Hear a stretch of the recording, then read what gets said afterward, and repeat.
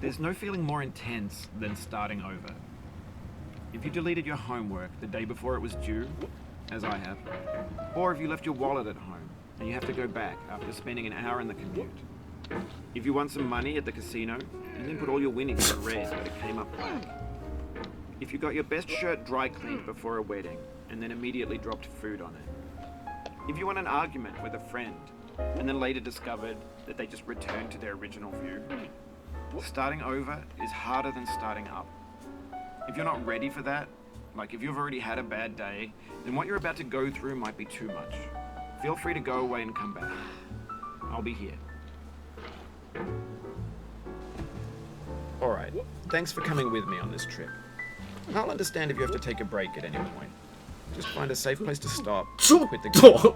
Don't worry, I'll save your progress, always, even your mistakes. This game is a homage to a free game that came out in 2002, titled Sexy Hiking. The author of that game was Jazuo, a mysterious Czech designer who was known at the time as the father of B games. And B games are rough assemblages of found objects. Designers slap them together very quickly and freely, and they're often too rough and unfriendly to gain much of a following. They're built more for the joy of building them than as polished products. In a certain way, Sexy Hiking is the perfect embodiment of a B game. It's built almost entirely out of found and recycled parts, and it's one of the most unusual and unfriendly games of its time. In it, your task is simply to drag yourself up a mountain with a hammer. That act of climbing, in the digital world or in real life, has certain essential properties that give the game its flavor. No amount of forward progress is guaranteed. Some cliffs are too sheer or too slippery, and the player is constantly, unremittingly in danger of falling and losing everything. Anyway, when you start Sexy Hiking, you're standing next to this dead tree that blocks the way to the entire rest of the game. It might take you an hour to get over that tree, and a lot of people never got past it. Prod, poke at it, exploring the limits of your reach and your strength, trying to find a way up and over. And there's a sense of truth in that lack of compromise. Most obstacles in video game worlds are fake. You can be completely confident in your ability to get through them once you have the correct method or the correct equipment or just by spending enough time. In that sense, every pixelated obstacle in Sexy Hiking is real. The obstacles in Sexy Hiking are unyielding, and that makes the game uniquely frustrating. But I'm not sure Jazuo intended to make a frustrating game. The frustration is just essential to the act of climbing, and it's authentic to the process of building a game about climbing. A funny thing happened to me as I was building this mountain. I'd have an idea for a new obstacle, and I'd build it, test it, and it would usually turn out to be unreasonably hard.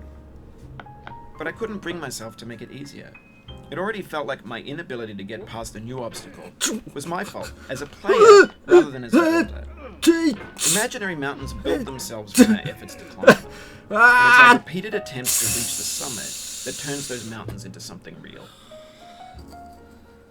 When you're building a video game world, you're building with ideas. And that can be like working with quickset cement. You mold your ideas into a certain shape that can be played with. And in the process of playing with them, they begin to harden and set until they're immutable, like rock. And at that point, you can't change the world. Not without breaking it into pieces and starting fresh with new ideas. For years now, people have been predicting that games would soon be made out of prefabricated objects, bought in a store and assembled into a world. And for the most part, that hasn't happened, because the objects in the stores are trash. I don't mean they look bad or that they're badly made, although a lot of them are. I mean they're trash in the way that food becomes trash as soon as you put it in the sink. Things are made to be consumed and used in a certain context, and once the moment is gone, they transform into garbage. In the context of technology, those moments pass by in seconds. Over time, we've poured more and more refuse into this vast digital landfill that we call the internet. It now vastly outnumbers and outweighs the things that are fresh and untainted and unused. When everything around us is cultural trash, trash becomes the new medium, the lingua franca of the digital age. And you can build culture out of trash. But only trash culture. B games, B movies, B music, B philosophy. Maybe this is what digital culture is. A monstrous mountain of trash, the ash heap of creativity's fountain.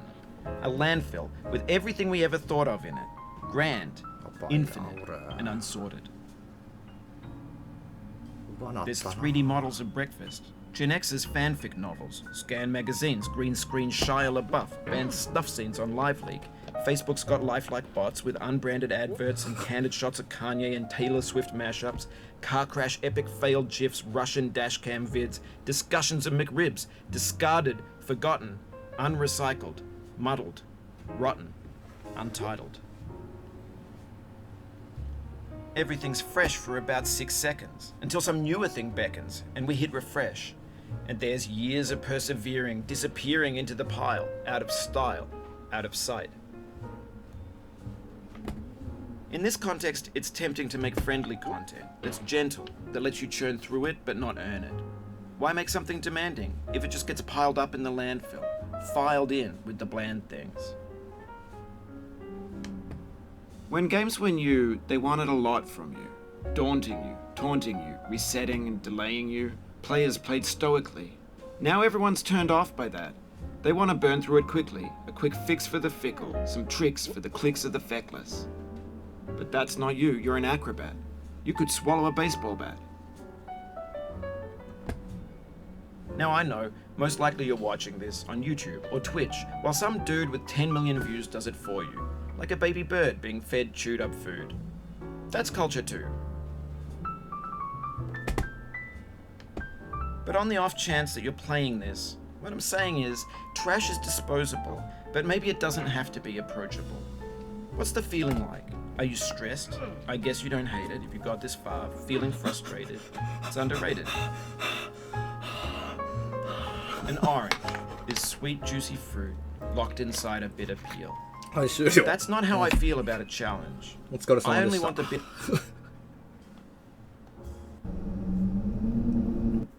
そうですってこれは大落下です。